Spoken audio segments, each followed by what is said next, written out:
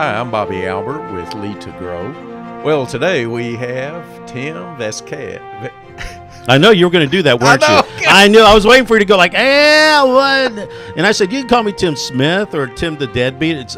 So for those that don't know, it's Tim Vasquez. We can say that out loud. But, I don't really, it's okay. You can just call me Tim the rest of the show. How about that? All right, I'll call you Tim. Yeah, Tim. Call me that. And we have with us also Zach Lewis as the co-host and the traffic manager here with us. Tim, tell us a little bit about you and your business. Okay, so I'm an online marketer. I'm an entrepreneur. I'm an online marketer. Some people would call me an agent provocateur. My job is to get people found. An agent provocateur is somebody that causes disruption. If you look up the real meaning of an agent provocateur, they cause disruption in a bad way. I don't really look at it like that. My job is to make you pay attention. So let me get you noticed. An agent provocateur does that.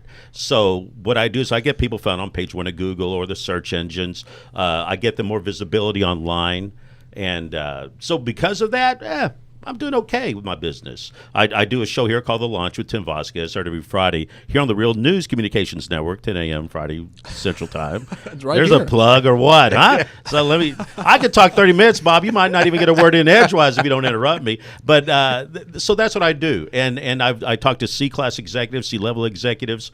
My job on the show is to impart tips and wisdom and how you can do your job better. And that's kind of, I think, the things that you're doing also. You're doing it at a higher level. Which is not bad. I do small businesses, entrepreneurs, startups. And I'm on the board of Dallas Startup Week also, which I'm very proud of.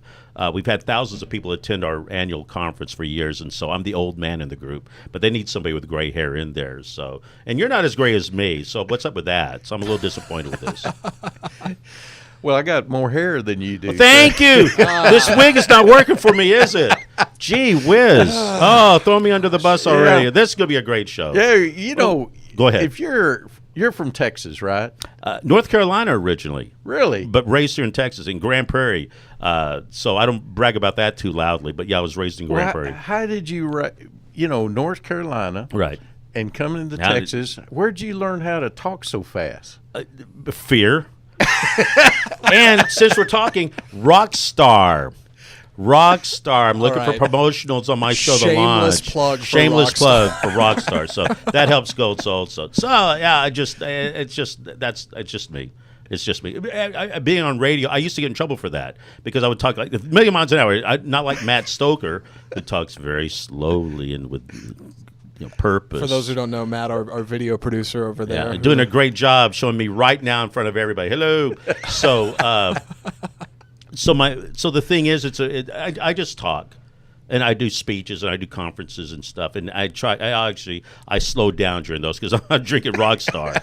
So anyway, that's how come I speak so quickly. Well, when you look back over your career, because I heard you mention this earlier about some of your experience with the Cowboys and things. Right. What is one accomplishment that you're really proud of? Boy, that's a great question. There's a lot. If I'm talking in the world of professional sports, like with Cowboy stuff, I produced the Cowboys Super Bowl broadcast. One thing I was proud of, I did a freelance for NBC, and I got to be friends with O.J. Simpson. Now, I don't know. No, I really am. I don't know if it's a bragging point, but I've got to meet people like that. Not that bad end, but I've met Muhammad Ali. I've met amazing amounts of celebrity people and celebrity types. But in my business, what I'm doing now for marketing, I've met the most amazing types of individuals that are out there in the world that are trying to make things better for society. A Colin Sprake, a Scott Schilling, a Darren Martin, a Dean Lindsay. I mean, these are all great speakers and presenters, and my blessing is that I get to work and be friends with these quality people that are really trying to impart an amazing wisdom to people to help them out.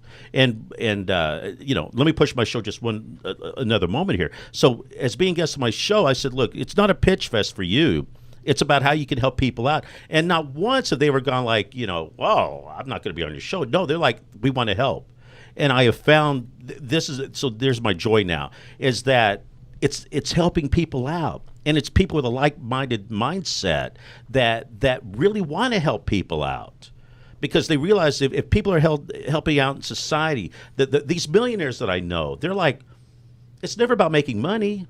It's never been about making money. Sure, that's the end result, but it's about how can I help you make money, and that's my greatest accomplishment. To me, is having these amazing guests and have them come on my show and learning things that I can impart in my professional business of giving advice and helping people out. That's my greatest accomplishment. I really like what I'm hearing there, because one of my purpose is to make a difference in people, for people, and through people, and that's very important to me. So I really like to hear what you're talking about. Well, how are you doing that then? Well, I do that through with CEOs in helping them build a culture where people thrive and profits soar. And for me, I mean, I've done that in my own company, right? And I'm sharing that now with many people, and hopefully CEOs. Isn't it funny that again the commonality is about making the culture thrive? Yes, I've found that just fascinating that this common thread of doing that, of the most successful people, it's building a culture. I'm sure you obviously agree with that. Yes, what I found is many CEOs are very results driven. Give me results, give me results, give me results. But if I could just share that, what I have found is to get CEOs to change that mindset, to focus not just only on results, but focus on the people that will give you the results.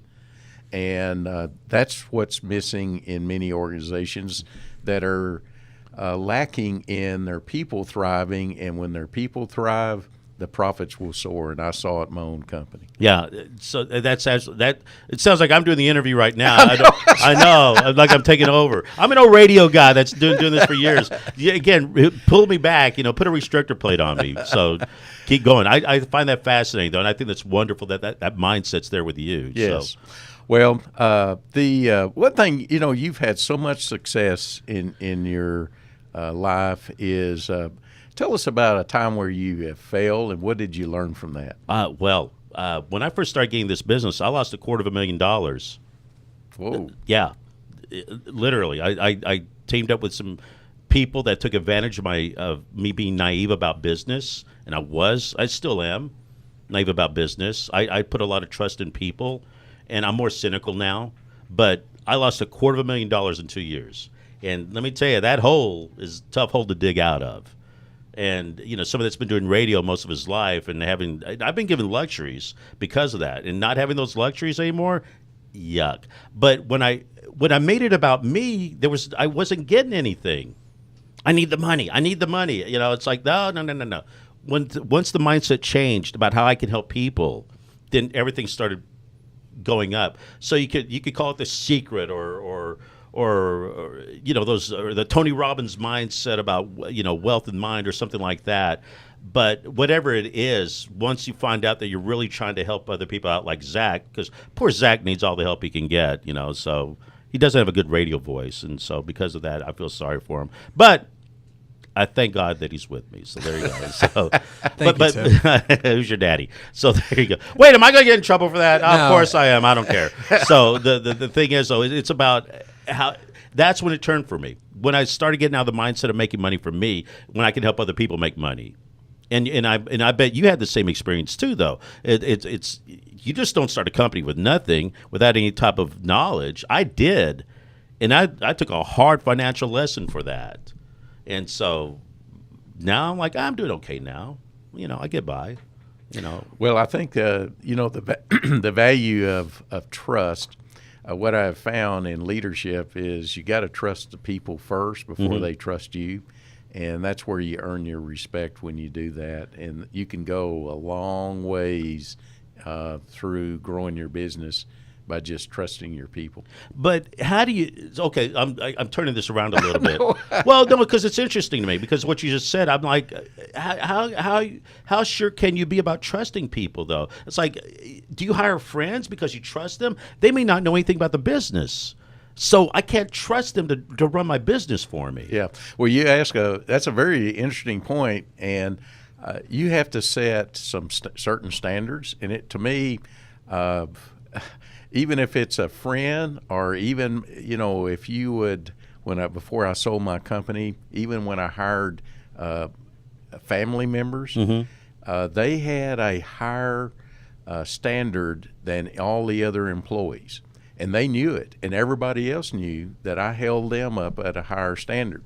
And I would never let them report directly to me because I was not going to let my emotions of the relationship damage to become blind to them doing things that's not appropriate or being unproductive. Did you find it difficult to separate the two, the friendship, family, to professional? I really never did separate it. I just set some boundary lines that kept those kind of relationships at a level that it needed to be. I think this kind of comes back to a time when I was in junior high school. Some areas they call it middle school. You can remember back then? I can. Holy cow! Yeah, I know that's pretty hard. Yeah, I tell you what. But I remember my dad allowed me to go out on the first job. We had a moving and storage company, and one of the first things he said to me, he said, "Bobby, when you go out there, I don't want you to act like the boss's son."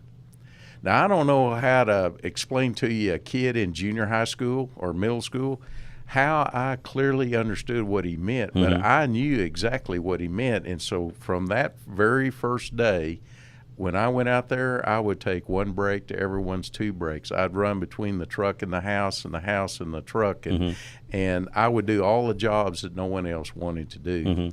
And I didn't realize the value of that until several years later when my father died and I was thrust in to lead the company. Isn't it funny that because of that, because your feet were more to the fire than anything else, that you're more responsible. You have to take that, because that happened to me. My father, he was a state fire marshal, so he worked for somebody, But growing up, I've had to learn how to do exactly that. I work more than everybody else. They may take two breaks. I may not even take a break. I may work 12 hours without eating, and that's happened to me. But I love what I do, so I don't judge it by that. I'm sure those happen to you also. Yes. Yeah. So I'm taking over the show. Circle of Tim today. Yeah. Circle of Tim. You're listening to Lunch with Tim Vasquez. Oh dear. Well, hold on, Tim. go ahead. Real sorry, I wanted to ask you this this thing to kind of shift us in a different direction.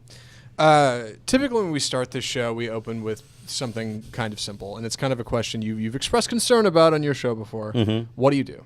And that's not always where we start. It's usually, tell us a little about yourself so we can learn a little about you. But when we're doing a show like this, it's usually a good place to start. Let's learn about what you do. It's a business show. Right. You're not a fan of that question. You don't like, when you're at a mixer or at a networking, you don't like people opening with, "Hi, I'm blah. I hate what it. do you do?" Yeah, I hate it. Why? Why don't you okay, like that? so Bobby, let's pretend we're at a party, or let's say we're at a business meetup type thing, okay? And I don't find this a lot with the executive, C-level executives don't do this as much as everybody else. Right. So here's what it is. It's like, "Hi, Bobby, I'm Tim. What do you do?" I hate that question because you didn't get to snuggle me, you didn't kiss me, you didn't do anything. You just go right for the jugular on what do you do? I don't care what you do. And the reason is because you didn't take time to know me. Once you get to know me, then I'll open up a little bit about what I don't. A lot of people, they don't feel differently that I know of. They don't feel differently from that. But I think that's an improper way to meet somebody. It's like I meet you at a party. "Hey, Bob, how's it going? We're having our punch, sitting at the punch, and enjoying the party. How do you know the hostess? Those sort of questions.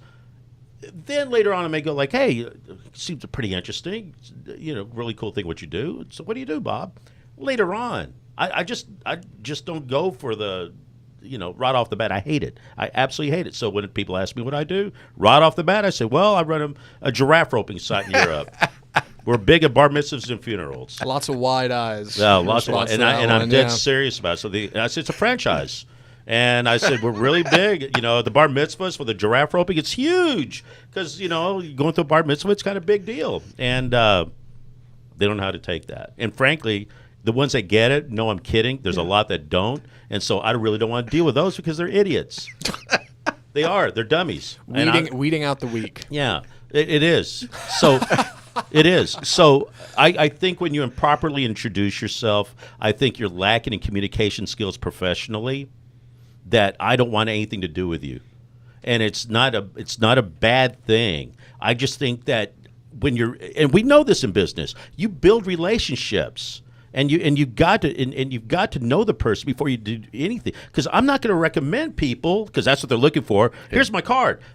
I sell insurance. So I know a zillion people that sell insurance. But you just did it the wrong way. Why in the world, if you can't communicate with me in that type of level in a proper way, in my mind, why do I want to send people your way? Let's get to know each other. We got to know each other before the show. You were frightened. Your hair's whiter already before we started. Yeah.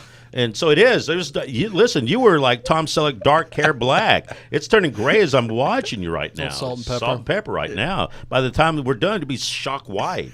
So, but that's my thing about business introductions, about business. What I tell people what I do, because I don't want to deal with them. So I'll tell them I do a giraffe roping franchise thing. If I get to know you, I'll tell you I'm a marketer, and I'm really good, and I'm really effective. I don't ever tell them I'm good. If they push me, I said, look. Most of my clients are page 1 of Google. Yeah. Most of my clients are, and they're getting found, and it's because I know how to work. I know how to market.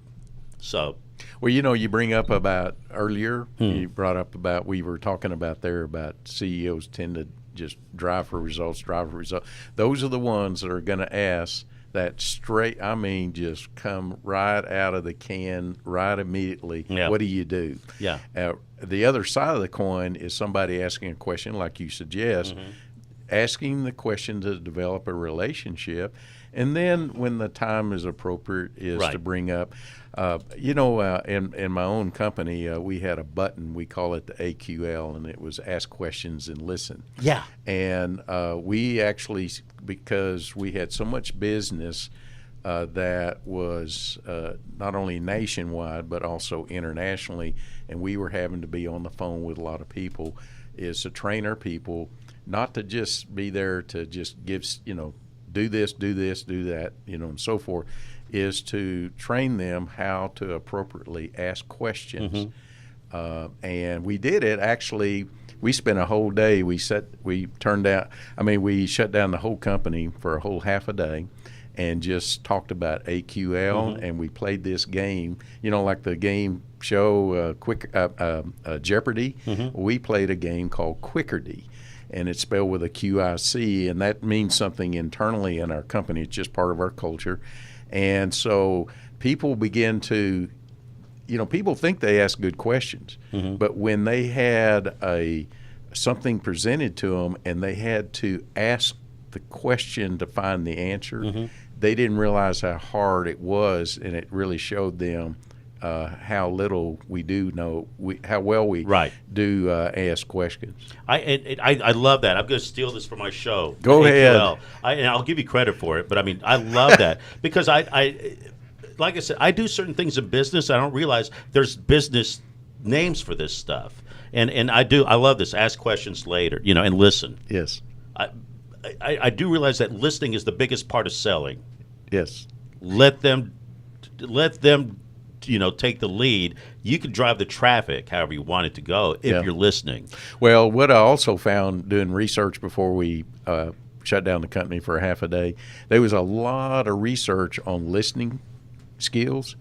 There was hardly anything on asking good discovery quality questions. That's interesting to me. In fact, there's still not much out there in the marketplace about how to ask good quality discovery questions. That's interesting because I would have thought I never thought of that because I know that listening's a big part. But you're right. All the books I read, all this stuff I go through. What sort of questions do you ask? I'm a journalist. I love saying that. Yeah. More than anything else, I love asking questions. So I'll ask things until you give me something like I'm writing stuff down. I'm learning something. I thought I knew it all. You hear that, rock star? Yeah, there you go. So another shameless rock star. But if you just think about it, which you've been a journalist, you've been trained by somebody that's on how to ask quality, discovery questions, so that you can get somebody to share with you. But there's not too many people out there that really know that skill. Boy, I think that is a whole. That's a money-making course right there. Yes, it is. It really is. I mean, like, are you doing things that now for what you're doing now with your life professionally? Are you leading to do things like that now? It's just kind of one of the tools in the toolbox. Man, so I'm circling that because I'm going to make some money on this. You okay? I'll I'm steal really it. taking notes over there. I really am. When's When's the last time you see me take notes with a guest? But if you just think about it, you have to ask a good question so that you can listen. Right. And then, but again, the definition becomes, what's a good question? Yeah. So who would you, golly, see, it's like, I'm taking over Bobby's show. Who would you recommend? What authors or what mentors would you recommend for this type of, if they want to get this knowledge? Well, a quick way, there is a author, and he's written a little book, a small book. His name is Bob Beal, and it's spelled B-O-B-B, and then the last name is spelled B-E-I-H-L.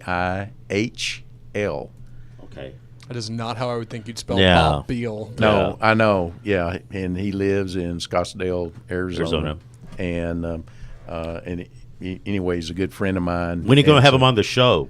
Well, that's you know what? That's a good idea. Seriously, I should have him on the show. Yeah, I'd listen.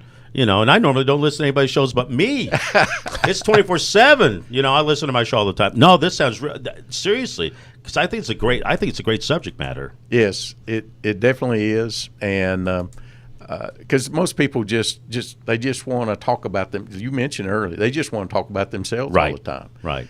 And they never ask questions. But what I've learned is if I ask good quality discovery questions, I develop a relationship with them. Other than me just telling you, hi Tim. Right. Hey, guess what I do? I don't care. Yeah, At that point, I know. don't care, See, that's the deal. Yeah. And that doesn't work. Most of my guests on my show, it's built through relationships. And I never go for the jugular right off the bat. I want my audience to figure out what they are. But again, when I'm out networking, I want the same thing. I really don't do much networking now because I have less patience for those type of people. Hi, my name's Rock Slade. I sell insurance. Rock, I don't need it. I've thrown cards away. Well, I tell you what I've found when I'm interacting with somebody is just by me, I'm the one asking the questions, and they're talking and talking and talking, and we walk away. I hear things like, "Man, I love that guy." Yeah. Well, I didn't. When that person's asked, "Well, what does that person do?" I don't know, but I sure do like him. Let me ask you, because this is it again, and you bring up something interesting about yourself that I find fascinating because I've seen this type of attitude before. You're so laid back. You're country, and it's disarming to people in a good way. And I find that fascinating because you're more trusted because you follow the AQL. Yes. And because of that, it's disarming to people, and they may and you make people very comfortable, and so it's a really cool. It's cool. Is what I'm saying here, and I'm not saying everybody can do that, but I think it's really cool because it's disarming. But yet you got business. You're working your mind there. How? Oh, you're laughing because it's true. Yeah, just open up my head and just see what. Oh, it's squid. I don't want to.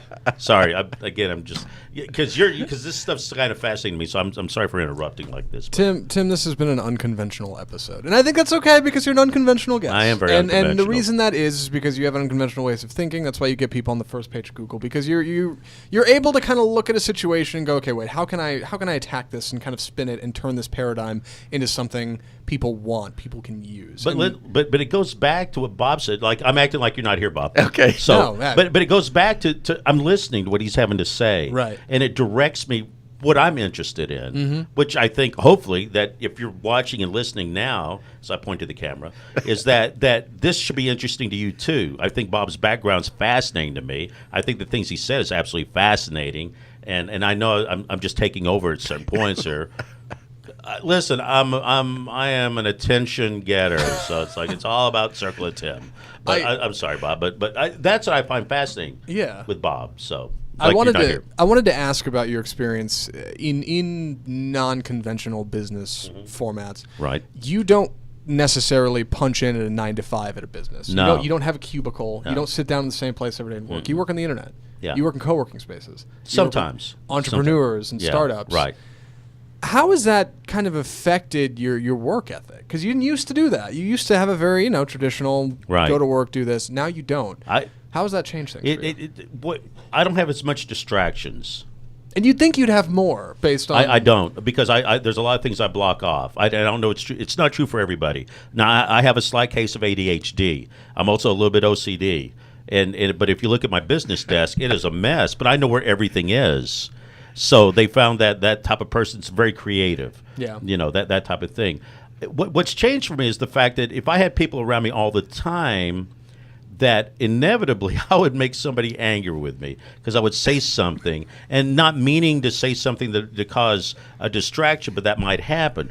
So I found out it's better that I work around an area that I've got music or TV on, as that's my background. And so I'm able to focus. The fact is, my job's not 9 to 5. I work 10, 12-hour days constantly. And people are like, well, that's a lot of time. And I said, well, how do you want to grow your business? Which is always my argument on my particular show. It's like time is not an issue.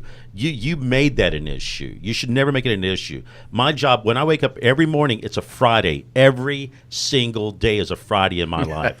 It's Christmas Day. Every morning I wake up, it's Christmas. Before I go to bed every night, it's New Year's Eve. And I don't care if that's at midnight or 2 or 3 in the morning or whatever it might be. I love what I do. So time is not a boundary for me.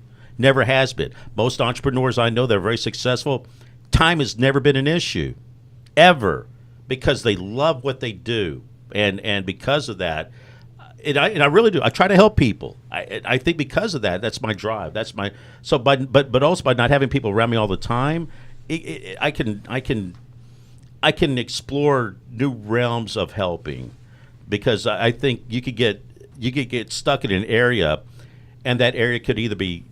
It's very myopic. So if you're in an area that's myopic, there's no growth. Listen, I beat agencies 3 ways to Sunday about some social media and SEO work because they're very myopic in their thinking. I'm always looking for ways to produce better results. And because I'm not stuck under that fishtail, I can do whatever I want.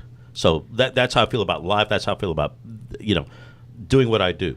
Every day is Christmas to me. You're a big advocate of entrepreneurship, Love startups, it. breaking out of that traditional corporate mold and doing something on your own, striking out on your own. Yeah. So if you had to give a piece of advice, kind of in that vein about kind of being willing to try something new, do something different, do something for yourself, to build your own castle. Right.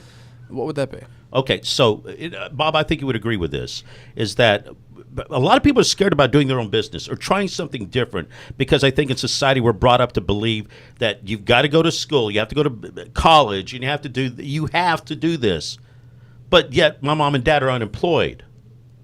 So why in the world am I doing a job that I have to? I'm talking, I guess, more millennial things. But I'm seeing millennials like we're foregoing the college. College are going down in people signing up for college because they want to start their own businesses because they see what happens to their parents. We're of an age we see that now. So millennials are like, but there's a lot of people our age that are losing their jobs. Now what do they do? Because they've been brought up, they've had the mindset, we have to have a job. I'm like, oh my God, why? Why do you feel that way? Isn't there something you always wanted to do? Yeah. Well, then just do it. It's not just do it. Here's the analogy I use for that. It's like when you're a baby and you put your toe in the pool of water for the first time as a baby and you're scared to death because you don't know what's going to happen. You put your toe in the water. Hey, it ain't that bad. Now you put your foot in the water. It's even better. Now I'm swimming. It's not that bad. So what if you have a failure?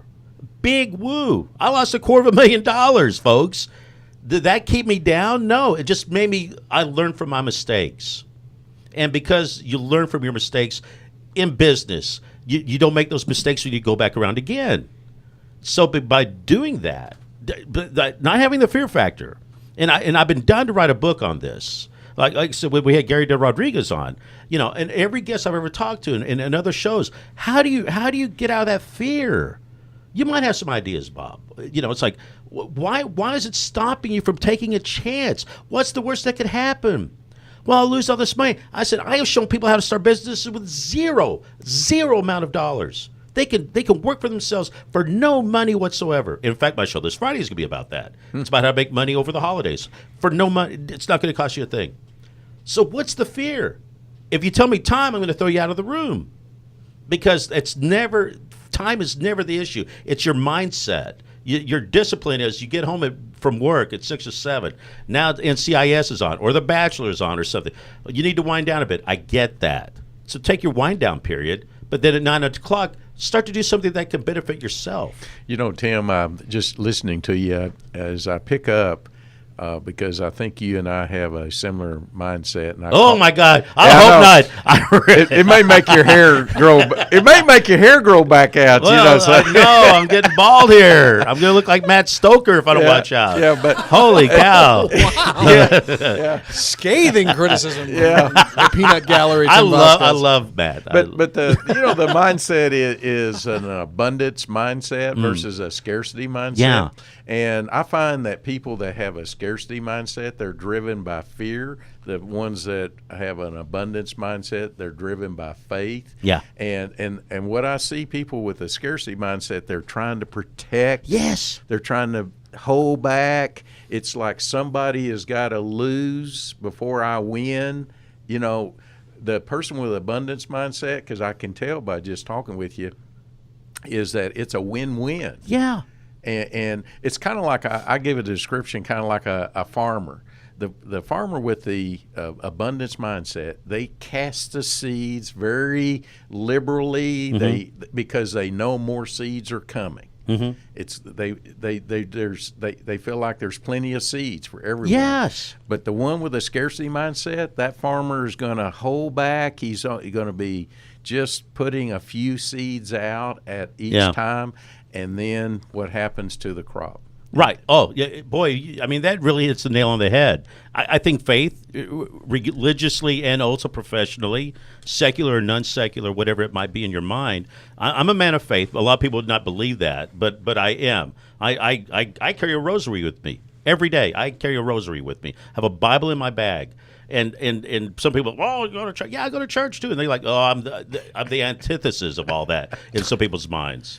But I'm not, because I believe in faith, not only for myself, but I believe in faith of people. And I just want people to succeed so badly. I don't want them to start something up because I didn't know anything. I lost $250,000. I don't want that to happen to anybody. I don't want them to eat ramen noodles every day like I had to. Or there were times I didn't eat at all. Seriously. It just happened. But then when I started to change my mindset, let me take some chances. It's not going to hurt me. I realized it's not going to hurt me. And then once I started helping people, oh my gosh, the whole world changed. Because whatever product you got, whatever service or business you got, whatever product you got, there's somebody looking for it. There always is. Whether you make $1 zillion or not, I'm no zillionaire, not even a millionaire. I'm not even a thousandaire. I'm not even a hundredaire. I'm a Matt-aire. I make as much money. No, he just. I can't wait till Friday when I do my show. He's got material for me. But you get it though. You're right, and I love that the thing about abundance. I think that's so true because I've learned that from these C-level executives. They all have that mindset. It's about abundance. Yes, it's about abundance. Yeah, and don't be scared. Seriously, what's the worst that can happen to you? Yeah. You mentioned earlier that you really enjoy what you do. Mm-hmm. What do you do for fun? Seriously, this is on the goofiest thing. What I do for fun is my work, and some people they like, well, how can you combine work and fun? Well, it's not work. What I do is not work. I love discovery. I love research. I love discovery. I love how I can like I'll find something on Google. Google made a change, and I'm like, ooh, I wonder how I can make this work. So that's fun for me. How I can make this work. Golly. The work is fun for me. Okay. Seriously, I like I said, it's because I love what I do, and I love helping people. I just love it. Well, I'm just thankful that that you're agreed to be on our show today. What one? Well, advice? I was forced with a gun. Yeah, well, so it's like come on. That's what I heard. Yeah. What one advice maybe would you give to our listening audience as we bring everything to a conclusion? Right. So it goes back to what we talked about. Don't be scared. Dip your toes in the water. There's ways to do what you want to do for your business, or if you want to be an entrepreneur, just put your pinky toe in the water just to test it out. And if it doesn't work, well, what did I do wrong? Take a chance. And seriously, I'm gonna. Let me just do this real quick for my show. Again, my show's on iTunes, SoundCloud, all these. You can go back to the Launch with Tim Vasquez and listen to any of those podcasts, and I will give you tips on how you can start your own business with zero amount of money. How you can make money without a nickel. You don't have to spend anything. And because of that, I think I've helped people out. It's not a scary world out there. If you can make a residual income, all the better. Yeah. So well, you just mentioned about your podcast. How can people get in touch with you? So they can get in touch with me. They can email me thelaunchteam at gmail.com. That's probably the best way to get in touch with me. I'm not going to give my phone number because all these people will be calling me. All the single women will be calling me. I know, and it'll be dear gosh, I can't handle all that pressure. So just email me at thelaunchteam at gmail.com. I seriously, if it's not too many questions, I'll be glad to help. I don't mind. I can impart stuff to you. I don't care. If you want to hire me, well, can you afford $1 million? Not that I'm looking for that. That's a wink podcast. Yeah. Listeners. And Rockstar, if you're, hey. So that's the best way, thelaunchteam at gmail.com. Well, Tim, thank you very much. Oh, Bob. It's my pleasure. And Zach for co-hosting today. So thank you very much. You just say that because he's here. After he's gone, we're like, that's Zach. Why I oughta. This from the guy that's railing on Matt the whole episode.